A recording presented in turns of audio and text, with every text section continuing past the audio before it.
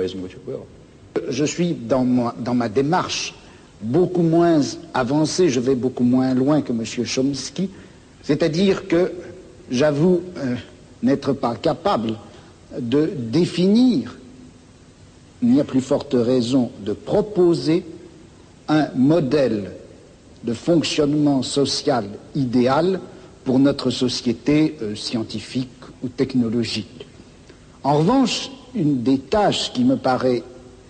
urgente, immédiate, avant même toute autre chose, c'est celle-ci. On a l'habitude, du moins dans notre société européenne, de considérer que le pouvoir, il est localisé entre les mains du gouvernement et il s'exerce par un certain nombre d'institutions bien particulières qui sont l'administration, en France on appelle ça préfectorale, enfin je ne sais pas comment on dit ailleurs, l'administration, la police, l'armée.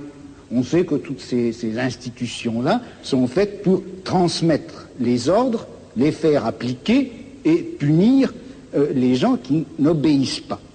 Mais je crois que le pouvoir politique, il s'exerce encore, il s'exerce en outre, de plus, par l'intermédiaire d'un certain nombre d'institutions qui ont l'air comme ça de n'avoir rien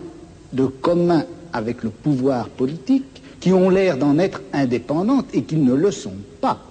On sait bien que l'université, d'une façon générale, tout le système scolaire, qui en apparence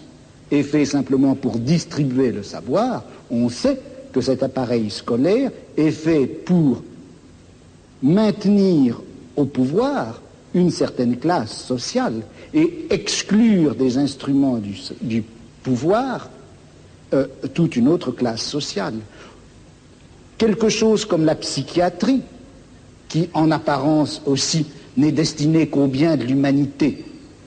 et à la connaissance des psychiatres, la psychiatrie est encore une certaine manière de faire peser un pouvoir politique sur un groupe social. La justice également. Bon, et il me semble que la tâche politique actuelle dans une société comme la nôtre, c'est de critiquer le jeu des institutions apparemment les plus neutres et les plus indépendantes, de les critiquer, de l'attaquer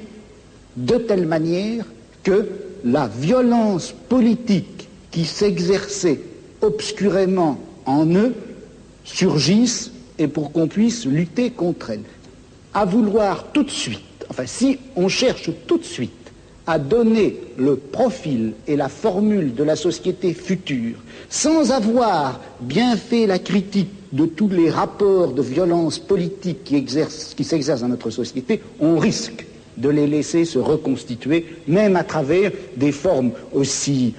nobles, apparemment aussi pures que celles du syndicalisme anarchiste.